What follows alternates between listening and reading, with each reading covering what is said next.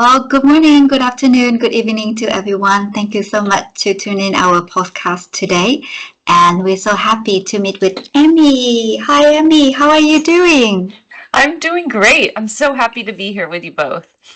We're both very pleasure and so happy that we can make it work. And within our culture, so honored that you can share with us a bit about who you are and what you're doing, please. Yes, so my name's Amy Gallo. I'm an expert in conflict, difficult conversations, and relationships at work. I often deal with the messy people problems that people face in their jobs and in their careers. And right now my book Getting Along came out 3 years ago, so I'm working on my next book that's going to come out hopefully sometime in the next couple of years, and just continuing to do talks and workshops around the world based on my thinking and getting to meet amazing people all over the world. It's amazing how many things we share in common when it comes to the workplace. Of course, there are major cultural differences, major differences in how we approach collaboration and confrontation, but we all share the desire to connect and be part of a team and part of a collaboration with others, and we want to do that as much as we can. Wow. Amy, you have a journey of traveling the world and do so many beautiful things, amazing things, and you introduce to our audience in less than 2 minutes, and that's not fair for our audience. Okay, so we are going to travel time with you to figure out how everything started. So how does time travel sound to you? That sounds great. I wish I could do it every day. So this will be a treat. So we're gonna do it today, okay? So when I was if you come to Vietnam, and we would love to, if possible, we take you to our hometown. And now my hometown is in the middle of the country called Da Nang City, and I grew in that small town, very poor family. And one night we had electricity. The next night we did not have electricity at all. So my first dream about the world, the works that I want to do when I'm growing up, is to become an astronaut, flying to the moon, and seems to be cool. And Vivian, when she was little, she wanted to be a singer. And the life has taken us to a very different path. Then for Amy, when you were little, what was your first dream about, the works that Amy is going to, doing when she grows up? Yeah, I'm a little embarrassed to admit this, but in second grade, so that's when I was 8 years old in the US, my dream was to be the first woman president of the United States. And I was the kind of young kid who always wrote letters to the current president. I really believed, I was very nervous about nuclear war, for example, so I was always trying to advocate to end nuclear weapons. Even at a young age, I was very concerned about the world at large and about the safety of people. And I thought the best way to take care of people and to have an impact would be to be the first woman president.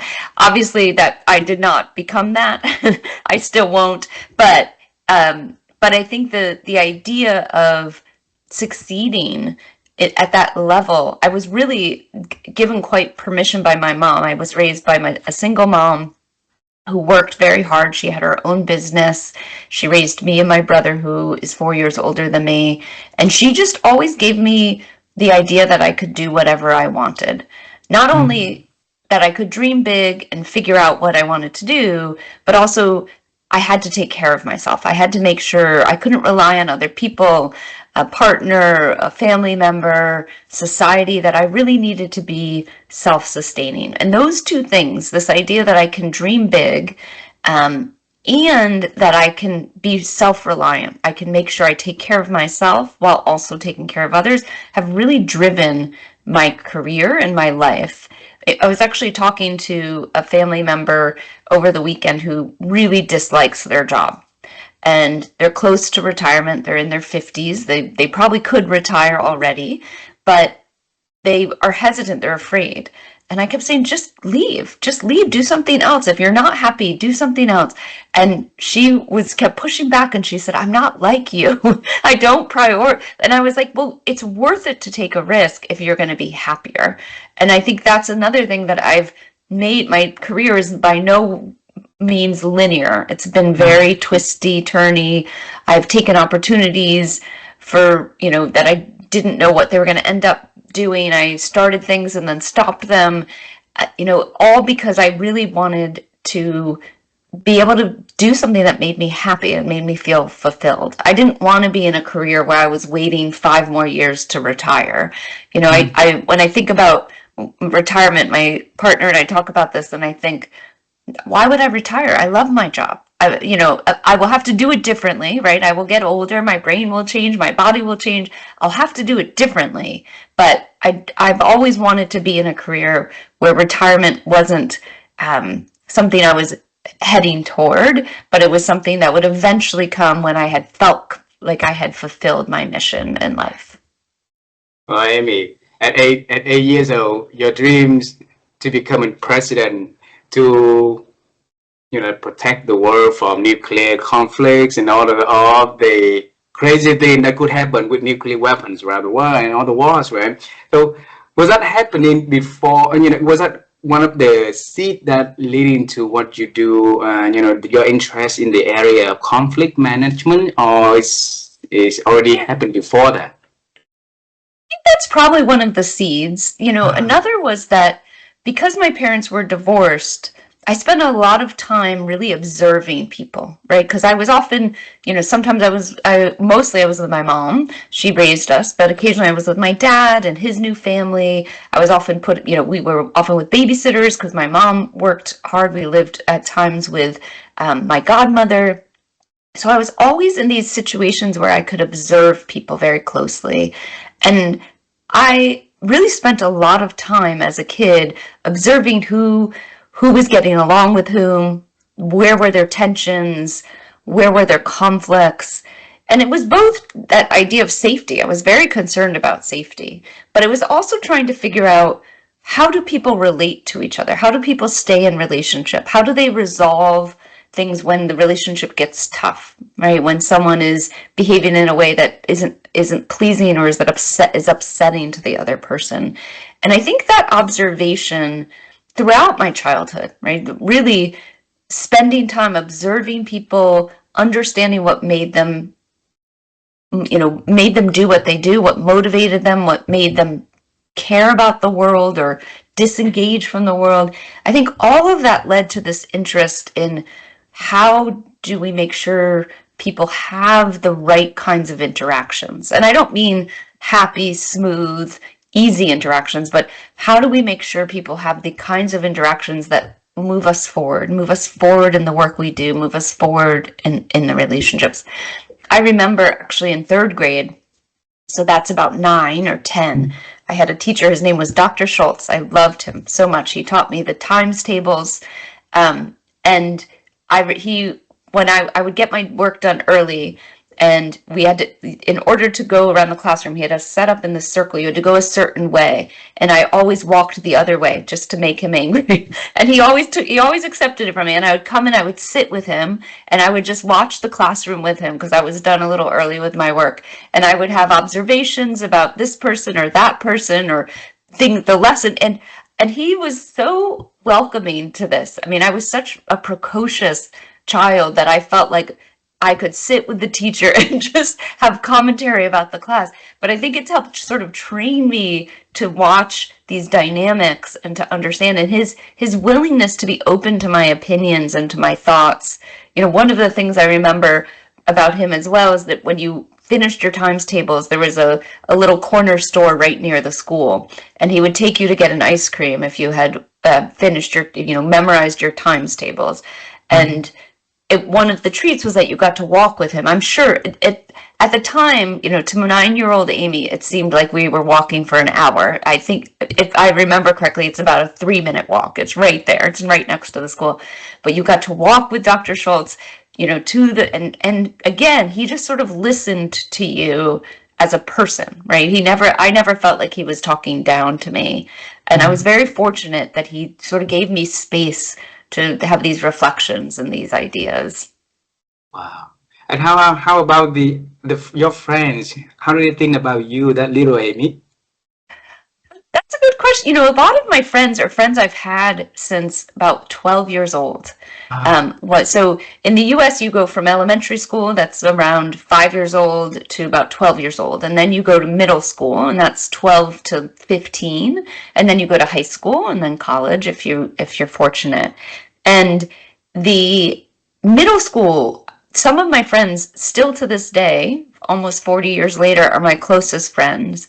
And I place such a high value on my relationships, and I think it's such an amazing thing to know people that long in your life. And it's not very common in the US. People move around a lot. People lose connections. A lot of people, their closest friends are either people who live in their neighborhood or people they went to college with. And I've managed to maintain these friendships. My three closest friends are people I've known since I was 12 years old. And they live all over. One lives in Mozambique, one lives in California, and one's not too far from me here in Connecticut. I live in Rhode Island, but they're in Connecticut. And we see each other at least once a year, and we all get together, and our kids know each other. They've grown up together. And it's always hard to say. It's funny. I'd like to want to call them right now and say, what do you think? What do you think of that young? And I think they would say I was very principled. I always believed in things, what needed to be fair, how people should behave, and I was very, very adamant about that. Very, I would say almost stubborn, right? Of like, these are the principles. This is the right way to treat people. And I really believed in this idea of justice. I think I really got that from my mom, that everyone deserved to be treated equally. And we couldn't have a just, fair society if that wasn't the case. So I think they would say I was principled. I think they would probably say that I'm at times aggressive. That stubbornness comes out. I can sometimes be very direct with people. I tend to be kind, but especially with people I know or people who are violating those principles, I can be very direct and tell them that's not acceptable. You've got to do better. And so I think that's, and I think they would say that I'm also playful. Like I do like to really, because I find human interaction so interesting, I often like to play in how we interact. And that's not necessarily, I mean, I do like to play games, but that's also just sort of, well, let's see what it feels like to say this. And what if we talk about this? And what if I ask you this hard question? And so I think that's probably what they would say. And I think about, especially young Amy, 12-year-old Amy that they met, I think they would really comment on that sort of precociousness of like, you always thought you were just as smart as the teacher. I always thought I had something to contribute, which was an amazing way to grow up, to be honest. Wow. For a little girl full of curiosity about how people think and behave next to her, and she lived with a set of principles of kindness, of caring, and life, like it's not operating that way, right? So there's a lot of people who behave in a different way of behaving and thinking differently. So how could that Amy balance the thought laws that have, like keep running in her head through those observations over the years? Yeah, the balance of what I wish the world would be and the reality of the world, I think that's where that sort of like optimism, I think, comes in, which is that and rather than be, I mean, trust me, especially with the state of the world right now, there are times where I think, oh gosh, especially with all the things happening in my own country, I think we are not living up to this idea of equal treatment. We are not living up to this idea of fairness and living in a just world. And I can feel very despondent about that. But I think what I learned as a young age is that despondency will paralyze you. And instead of thinking, and this is very much something I got from my mother, instead of thinking the gap is so big between these principles and the way, these principles I hold dear and the way the world exists, it was, instead of thinking of that, thinking there's a lot of work to do. And what part of it can I do? Right? So focusing on not being overly idealistic and thinking we'll get there someday, but thinking, well, if I want us to get there, and there's other people who I'm working with who also want us to get there, what's the work that I can carve out and do to help us get there? And that meant different things at different times. I mean, I don't want to go too fast forward, but if we think about like when I started working and even in college, the things I was really interested in at that point, I was really interested in HIV and AIDS and how do we address HIV and AIDS globally. There had been a lot of progress in the US, but how do we address it globally? So that was one way. I worked for a food bank in San Francisco that helped serve people who were unhoused or food insecure. That was another way. And then I started to think about sort of bigger picture, how do we improve our relationships? So many people were suffering because they felt they couldn't do their jobs or they couldn't do the work they wanted to do because people were getting in the way, these messy dynamics. So then I started to think about, okay, how do I have an impact on that?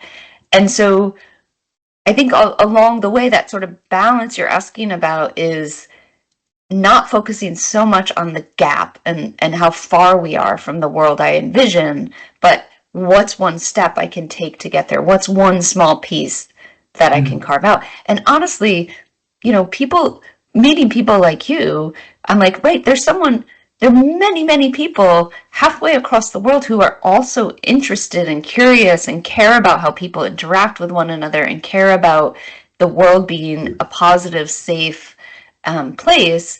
And so knowing that I'm doing just a small part doesn't feel sad to me. It feels like, I know there are many other people like yourselves, like others that are out there. And it's been one of the greatest privileges of my life to be able to get to meet so many people in different places who share those same principles. Wow. Well, before we move into the linear journey of your career, I want to ask one question about that period of time also. Like if you look at your superpower of observing, of curiosity, and the ability to take actions, small action towards something bigger, right? So what is that in your genetics, which means that you have it from your parents, or is it the environment that growing up and it make Amy, have that ability for herself? Yeah.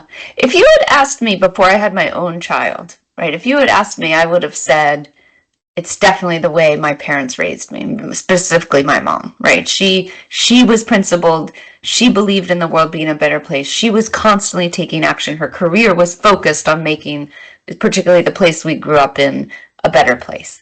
Mm-hmm. And she still does that. She's retired, but she's, involved in her community. She is focused on affordable housing in her community. I would have said 100% it's the way she raised me. But since I had my own kid, I now see you can't produce, right? Like it's been, my child's now 18, and I've watching her throughout her childhood. I realize it's in some ways people are born the way they're born, and you can help direct them. You can give them the resources they need. You can give them emotional support. You can give them skills, but their sort of drive and motivation and sort of what really makes them want to, exist in the world and influence the world, that's in there, I think, when you're born. I honestly don't know the answer to this question, but I used to think it was how I was raised, and now I think it's more just sort of part of it was already there. And what my mom did was cultivate that, not create it. Does that make sense? Makes a lot of sense. So the part inside of you that drive you out for, becoming an expert to solve better, conflicts, build better communication, build better relationships. How does all of that start when you started your career, though, Amy? So it actually did. If you had asked me at, when I was at my college graduation, to tell you what my career is going to look like, I could have told you what the first year was going to look like, but I had no idea what was to come. And I'm still in awe of people who have 5-year plans, or who really think, who say, these are the goals I want to meet, and here are the things. I've always been more focused on who do I want to work with. And it's less about the actual work itself and more who do I want to collaborate with. Now, I've gotten to the point where I'm really focused, obviously, on this area of work around conflict and communication and relationships at work. But for most of my career, I was just like, oh, this looks like an interesting opportunity. Oh, I'd love to work with this person. And it was not thought out in any way. So my very first job out of college, I actually got a fellowship from the university to study the response to HIV and AIDS in Russia. So I had studied Russian in college. I had studied, my major was sociology, and my thesis was all about the response in Russia to HIV and AIDS. So I got a fellowship to go continue that research. And I did that for a year. And if you had asked me, I would have said, oh, I'm going to do this work forever, because I loved it. I was passionate. I was really curious about it. I had actually never been on a plane until I was about 13. And then the idea that I was flying to Moscow was just so amazing to me. And now I think about all the places I've been able to go in the world, and I thought, 12-year-old Amy, that very optimistic person who wanted to influence the world, had never even been, outside of 3 states, and now I've been able to travel so many places. But so that was the first job, was really focused on HIV and AIDS. And then I found that food bank job when I got back from Moscow and the fellowship had ended. I worked at the food bank. I loved that job. Got to understand a lot more about the social dynamics, specifically in San Francisco where I lived, and the services that were offered. Got to understand a little bit more about how people end up in really dire situations. And then took a job with the San Francisco AIDS Foundation because a great job came up working with their needle exchange program. So helping IV drug users and injection drug users have access to clean needles so that they didn't contract HIV. All such interesting jobs. They all happened pretty quickly. And it was sort of always following, what was I most interested in? Who could I get to work with? What was going to be a day-to-day enjoyable thing to do with my life while having a positive impact. And then I'll tell you, the reality hit, which is that none of those jobs paid very much. And I had lots of student loans, which is very common in the US. I had lots of student loans from university, and I thought, I'm never going to pay them off if I keep doing these jobs. What can I do that will give me enough money to pay off the student loans, and then maybe I can go back to this work? And I was moving back. I lived on the West Coast, and I was moving back to the East Coast where my family was based. And a friend of a friend had started this management consulting company. And I have to tell you, I didn't even know what management consulting was at the time. I was like, what? And they're like, you just give advice to businesses. I was like, oh, that's good. I'm good at giving advice. I can do that. And I interviewed for this firm, and I went from having, jeans that were too nice to wear to work when I was working at the needle exchange to needing a suit. I had to go buy a suit for the interview. I literally, and this, I sort of can't even believe this is true, but I swear it is. I didn't even know what revenue and cost were, right? Like the basics of business, I just didn't understand. And, I grew up, my dad was a high school English teacher. My mom ran her own business. She was involved in politics. Like it just wasn't on my radar. But this firm took a leap on me. I mean, they told me after the interview, they're like, we're not sure you can do this, but we're willing to try. And I thought, okay. And I loved the people I interviewed with. I thought, this is interesting. I knew they would pay me well enough to start paying back my student loans. And that was the beginning of this career, because I was in lots of different organizations, right? As a management consultant, you get sort of put on a team that serves a particular client. They have a problem you're trying to solve. And for me, most of my colleagues were very interested in strategy. How do you help this company achieve its targets, achieve its 5-year plan? And I would sit in those meetings and just watch. I was back to that observing 8-year-old and watch how people interacted and how they would have difficult conversations and then move on, or a lot would be unsaid. And that was really, for me, the beginning. And I was lucky because there was a partner at that firm, Nico Canner, who really believed in me and really sort of took me under his wing. And he was working a lot on something they were calling at the time the informal organization. So you have the formal organization with the structure and the units and the teams, but the informal organization, which is like, how does work actually get done? How does information flow? How does power and influence work? And that helped me start this work around thinking about, particularly around conflict, and how do people have conflicts and resolve them? What happens when they don't have enough conflicts? What happens when they don't feel like they can speak up? And that was from that job. That was sort of the seeds were planted there. Amy, allow me to bring you to one of the day that you wear suits, and sit in the meeting room, observing the clients' conversations and your team to talk to your clients, right? And bring me to the moment that the idea of, hey, Amy, there's an opportunity for you to be specializing on learning about conflicts, about bringing, a resolution to conflict to corporate world. How did that happen? Yeah, I'm so glad you asked that, because there is a specific moment in time I sometimes think about, which was a meeting. So we were actually the consultants to 2 consulting firms who are merging. A lot of consultants. And we worked on this project for about 4 months, and it was helping them. They're consultants. They knew how to create a plan. They knew how to, but they needed someone to sort of help them push their thinking, challenge them. And it culminated, that 4 months work culminated in this full day of meeting between the senior leadership of each firm and talking about what would the new firm look like and what would be their strategy for going to market. And I was pretty young at the time, but I ended up being in the position of facilitating that meeting.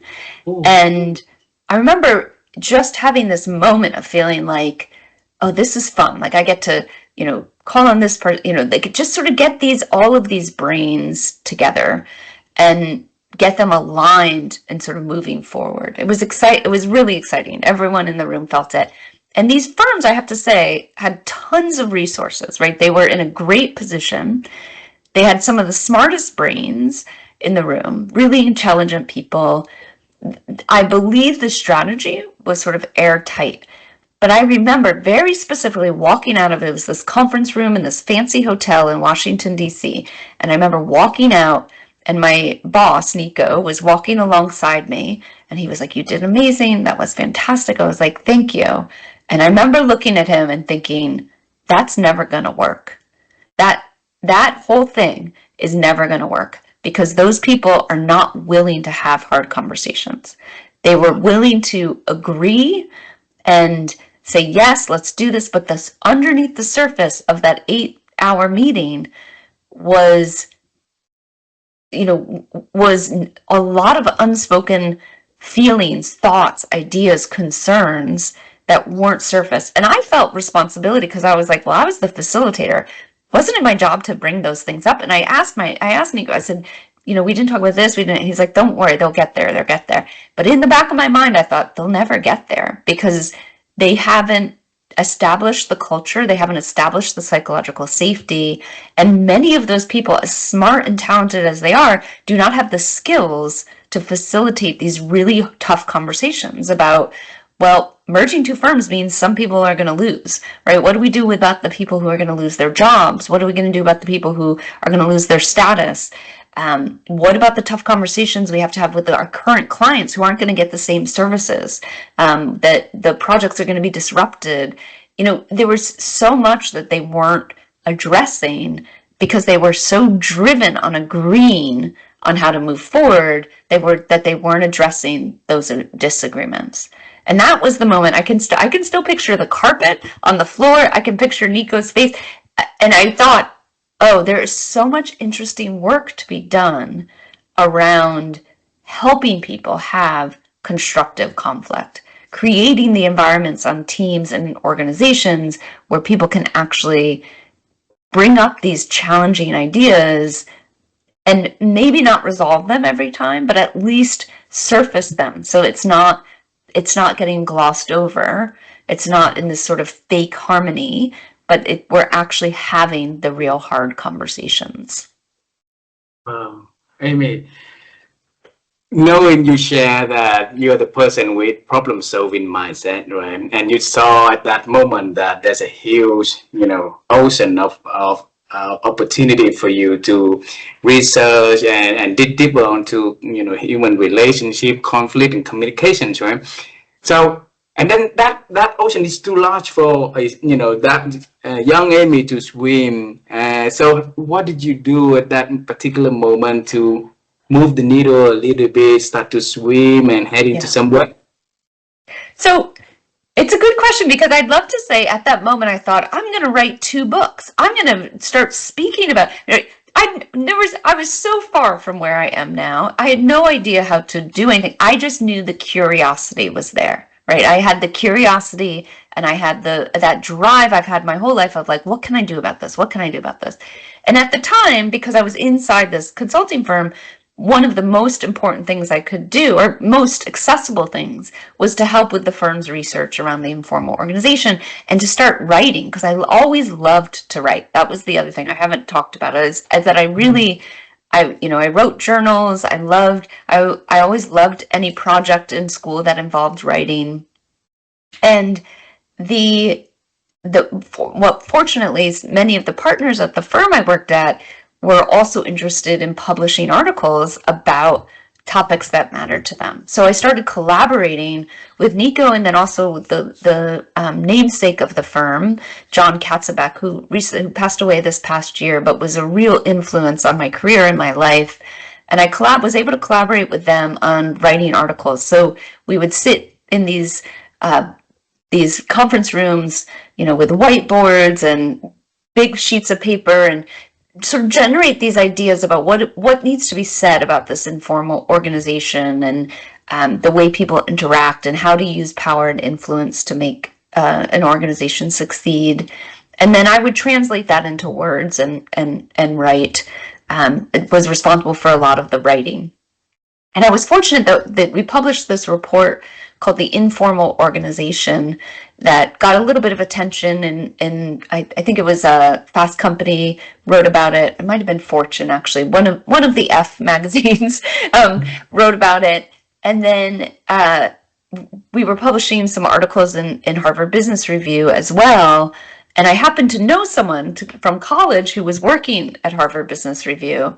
So when the firm, I knew I wanted to leave the firm at some point. I liked the work, but I didn't love the day-to-day. Like I said, I wasn't that interested in strategy consulting. I was much more interested in these interpersonal dynamics. So when that friend said, oh, we know you've been doing some writing. Do you want to write directly for Harvard Business Review? I said, yeah, that sounds great. And I actually had gone back to graduate school and was in graduate school and then writing for HBR, and started just writing what's called the management tip of the day. It's one of Harvard Business Review's most popular newsletter. And what you do is you take articles and summarize them into tips that go out in this email newsletter. And I loved it. I was like, oh, this is really, because I loved the writing. I was absorbing all of this management advice. I was reading, dozens of articles each week to find these tips. And I was getting exposed now.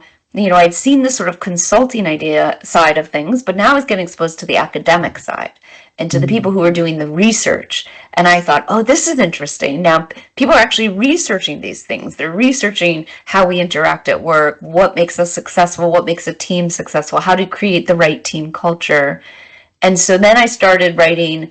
Our HBR asked me to start writing articles. And so I had the opportunity to interview a lot of Harvard Business School professors, Wharton professors, a lot of the academics who were doing that frontline research, and was able to translate that research into practical advice. And that became sort of the next superpower I did not know I had, but I'm really taking academic research and figuring out how to translate it so people, average people, could read it and say, oh, I can do this in my own life.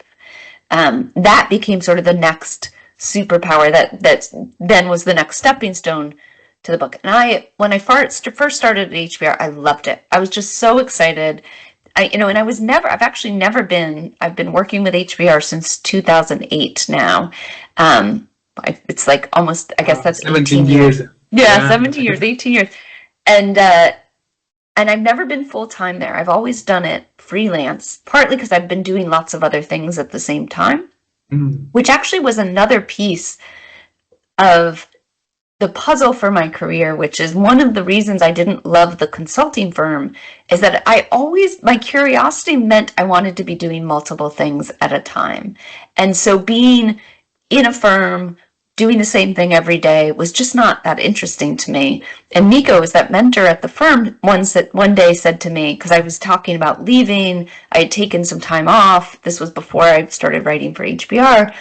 And he said, you're someone who I think will always have a portfolio career. And it was the first time I'd ever heard that term. It's become sort of more popular now.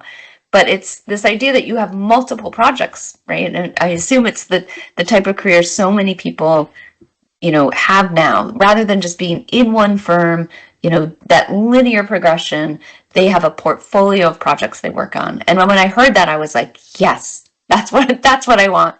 And so when I started writing for HBR, I knew that was partly what I wanted to do, but there were other things I wanted. I wanted to get my master's. I wanted to continue consulting for organizations I cared about. I was mentoring students. I live in Providence, Rhode Island, where Brown University is. I was mentoring students who were starting, social impact projects. I was teaching, I eventually taught a class at Brown. So I was able to sort of follow all of these threads at the same time, all with this idea of how do I help people collaborate with others to sort of achieve their goals, to work through these conflicts and difficult conversations so that we are never in that situation again where I walk out of that room back at that hotel in DC and think, oh, this will never work because they're not talking. I wanted to be back in that room helping those people figure out how to surface the difficult issues.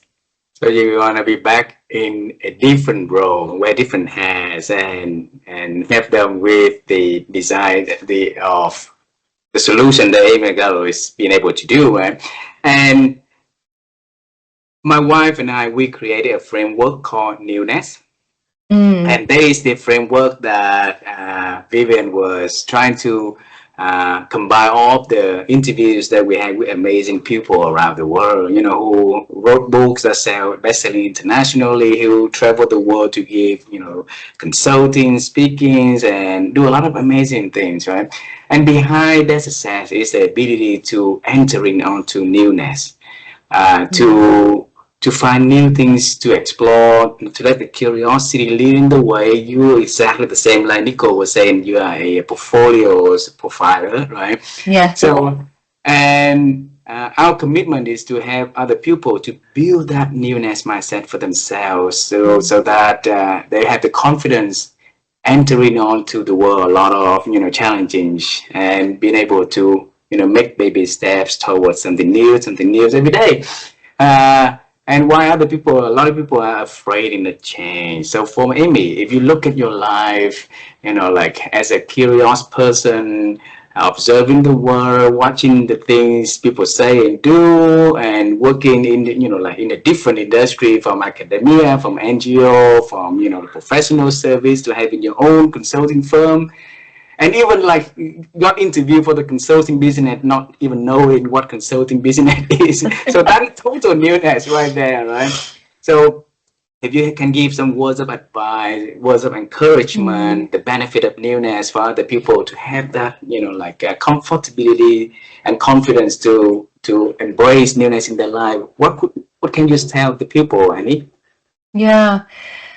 It's such a great mission. That you all are embarking on, or have embarked on, and could not had a lot of success with. I think one of the things, you could listen to this interview, right? And you could listen to my story and think, oh, she she was brave. She took risks. She was, willing to go for a job she didn't know much about, or try out writing for HBR when she had never really written for a publication before. You could say that I was being audacious, but I actually really wasn't. I mean, in some ways I was. If I look back, I can see that. But I actually really care about security and about feeling safe, right? Going back to that 8-year-old who really wanted the world to be safe. In some ways, I was making conservative decisions, but I was following my curiosity. And I think that's the thing that people don't do nearly enough, is that they think, oh, well, I'm interested in this, but to do that, I would have to give up this job, and I have my mortgage to pay, and I have my family. And sometimes it's just about taking the smallest steps, and even just having conversations, right? Calling someone up who does what you are interested in doing and asking them, how did you do it? Writing, instead of thinking, oh, I want to write a book, right? Thinking, how do I write a short article? How do I write a LinkedIn post? And just start experimenting with the thing that you find interesting, and really surround yourself with people who can give you ideas, who can support you. And you don't have to quit your job and sell your house. Like, it doesn't have to be big, bold moves. And again, if I look back, I see those moves as bold. At the time, I just wanted to pay my student loans, and I knew I could do it with this consulting firm. I wasn't like, I'm going to embark on a whole new career, right? So many times I was motivated by money and security, right? Just making sure I could pay my bills or repay what I owed. But it led, because it was coupled with this curiosity, right? I never felt like, oh, I have to do this, because, I always felt like, okay, well, what can I learn? And I think that's one of the biggest questions you can ask yourself, both before and after taking any step, whether it's tiny, or whether it's big, is that, what can I learn from this action? And then when you've taken the action, and this is the joy of doing interviews like this, that ask me to reflect deeply on what I've done, is that I can now look back and go, okay, well, what did I learn from that step? And in the moment, it might have felt like tiny, not important, but I did learn something from it. And I think that it's really about that curiosity, both following what are you most interested in, what makes you most excited. If you're, I think about the family member who I was talking to this weekend who didn't like her job. It's like, okay, well, what about the boring meeting do you find interesting, right? What about the challenge of managing a large team do you find interesting? Maybe you don't like most of it, but what is it? What's that kernel of thing that makes you curious and excited? And so I think following that and always asking, what can I learn, is really what has helped me sort of carve out this newness for myself. Thank you. Vivian, you're on mute. Yes, thank you so much, Amy. Basically, I really need your advice, because I'm still keeping the Amy 8 years old with me for the entire conversations, the kindness that I'm seeing when you are servicing and supporting, helping the unfortunate people from Moscow to San Francisco. And you have the courage to write a letter to the president, to write a letter to do something, to make a change. And I think we're lacking a lot of that nowadays, when the young kids starting to feel like a lot of things they need to get permission to do something that they can be proud of. So just having a little bit seeking help from you, the advice for young kids, I think especially for young girls who want to have their voice up, and they have the permission to think big, to dream big, to do something that they wouldn't imagine that they should be doing. Yeah. Well, and thank you for that reflection, Vivian, because one of the things I really am passionate about, partly because I raised a daughter myself, is trying to help young girls find that confidence and that willingness to try. Because I think that I think we've set up, especially, especially when we think about the age of social media, and we sort of set up this, if you're going to do it, you got to do it well, right? Because everyone's going to see it and everyone's going to judge it. And one of the things that I benefited from, I don't know if it was intentional around of the adults around me, is that I was allowed to really mess up. And you could mess up and try again. And I could say the wrong things and say, oh, wait, let me figure out how to say that better. And I think we paralyzed ourselves as a society to think that the action has to be the correct action. And really, it just has to be an action and then learning, action and then learning. And so I'm being very honest when I say I took no big audacious steps. They were all small steps that I learned from along the way. And luckily they led to things that felt big in retrospect. But in the moments, I was just going for the job interview. I was just deciding whether to accept it. I was writing that one management tip and seeing how it went. I had many management tips that were rejected and not accepted, but it's very easy to focus on the success we want to have. But if you can think, and I really try to tell my daughter this, just try to live into the experience, follow your curiosity, learn along the way, and just try things. Try as many things as you can, especially when you're young, and see what lights you up. And remember, that's not going to be the same thing that lights you up. My husband is a therapist, a psychotherapist, at Brown University, actually, but he was an actor for most of his career, right? And if you had asked him at 25, he'd say, I want to be an actor. I want to be on stage. Right? And now it's like, it's just got a different career. And again, it wasn't big, audacious steps. It was applying to grad school, working while he was in grad school. It's you have to sort of just take those steps and see what comes your way and see what lights you up, and have the courage when it doesn't, when you've taken those steps and saying, you know what, this isn't what I want to do. Actually, I'm gonna try something new. Wow. Thank you so much. Yeah. Amy, I want to bring you your daughter. Your daughter is 18 years old, right? Yeah. What's her name? Harper. Harper. Harper, Harper. Yeah, okay, Harper, okay. And your mom also. What's your mom's name? Betty. Betty, okay. Yeah. Okay. So imagine we're gonna go to your meeting room when you got the interview for the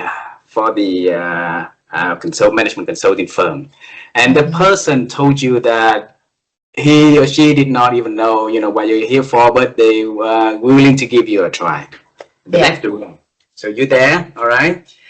And then now you, me, Vivian, your daughter, Harper, and Betty are gonna get into that room, sitting next to that AB, okay?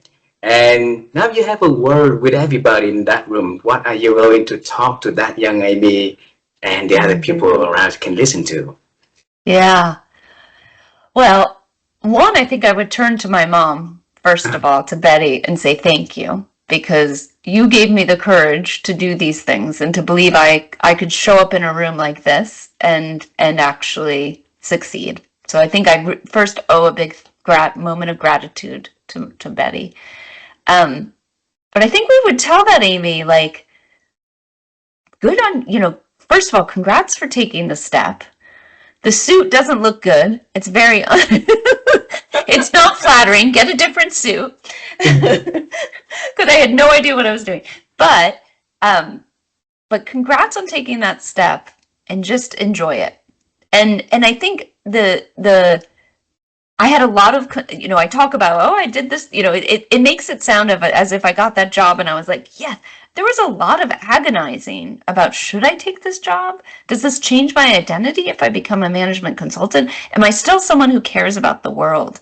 And I think that's the one thing I really would want to tell that Amy now. This Amy would tell that Amy, and I would really want Harper to hear, and I want your listeners to hear, which is that you can have an impact on the world no matter what you're doing, right? You don't have to be working with homeless people in San Francisco. You don't have to be in Moscow working with organizations. You can have an impact.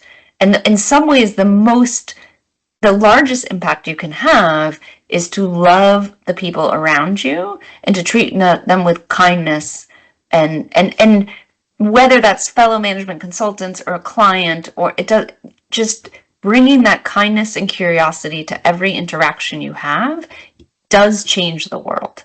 And I think that that's really what I would want to tell her. Like, I know this feels weird. I know you feel like you're doing this just for the money, but this is going to be an entry point for you to realize the impact you can have for the rest of your career. Wow. I was about to ask you, the tips that can, the one thing that we can help people to get into better relationship. You already answered this question, bring kindness and curiosity. So I revised the question. My wife and I, another part of our desire to do is to help people to improve their ability to think. And we believe that there's a lot of, if we can improve our ability to think, then we can take better action, and maybe that's how we can create a world a better place. And right now there's so many things that diminish in our ability to think. So the question, and having conversation like this, we always ask this question, and we're going to ask you also, Amy, is how have you been growing your ability to think? So there's two things that I try to do every day. I don't always succeed, but there's two questions I ask myself. One is if I have a strong emotional reaction to something. So like if there's a question you ask and I feel really excited about it, or I'm like, I don't really want to answer that question. Or more likely if someone sends me an email and I'm like, oh, like why did they say that? I try to think, okay, I try to reflect on the emotional response. Why am I having that emotional response? I think one of the biggest things getting in our way of thinking, of having new thoughts, innovative thoughts, of having strong relationships with people is our lack of emotional awareness and our inability to regulate our emotions. So, right, that email that comes in that makes me so angry, too often a previous version of myself would just write back, very angrily, and just feel very justified because they were not polite or they were wrong about what but now I really try to reflect, okay, why am I having that emotion? And then the second thing I try to do is ask myself at least once a day, what if I'm wrong? So what if I am making this big decision to work on my next book, for example, but what if I'm wrong about it? What if that's not a good idea? And it's not that I'm trying to convince myself, I'm not trying to be insecure. It's more I'm trying to think about things from all perspectives, right? And that it becomes incredibly important to do that in your decisions that affect other people, or when you're having a disagreement with people, right? Is that, what if I'm wrong about this? And you may not be, but just asking the question, I think, encourages you to see different perspectives. So both, trying to be aware of the emotions you're having and then trying to see things from multiple perspectives. In fact, my daughter, Harper, gets upset with me because sometimes she'll come to me and she'll be like, my friend did this. And I was like, well, why do you think she did that? She's like, I don't want to think about why she did that. I'm angry. I'm like, okay. And she says, you always take their side. And it's like, I'm not taking their side. I'm just trying to understand. But so I have to be better about letting her have her feelings. But then I think it is useful at some point to say, well, why is that other person behaving the way they are? What's motivating to them? What do they care about? Wow. We're still having so many questions for this conversation. We're coming to an hour already, Amy. So do you still have a few minutes for us to ask one last question or so? Sure, absolutely. That hour went fast, though. I feel like we haven't even gone into any question regarding to conflicts or anything. Yes. Yeah. And I think that your book is an international hit, been translated to so many languages already. And so let's ask something that nobody knows yet.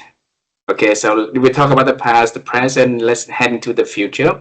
And knowing that you are writing your newest book, Let's share with us something that we can, cheers with you, can celebrate with you, we can, enjoy and send you our love, respects, and, along the way for you on your path of writing the next one.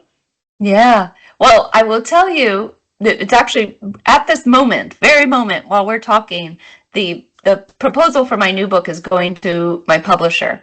So we can keep our fingers, all of us can keep our fingers and toes crossed that they love it and that they want it. So yes, that's something we're really, really hoping. And the book it's obviously about conflict and communication. That's always what I love to talk about. And it's really focused from a leadership perspective.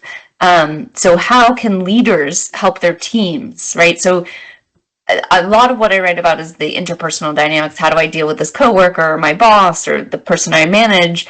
But this is how do you lay the groundwork for a team to have positive, high trust, resilient relationships. And so I don't want to say too much about it because I'm a little superstitious, but the hope is that I'll start working on it I've already started writing it, but that I'll really start working on it in earnest in the coming weeks. So if we can all keep our fingers crossed, by the time hopefully your listeners hear this, we'll have some news that we can cheer on. Please email me, have Anna email us so that we can celebrate you with you also, okay? Thank you. And Amy, I just would like to say that I already have an idea what I'm going to give her for our 21st anniversary, the book Get Along. Thank you. I will give him that. Yeah. I love that. I love that.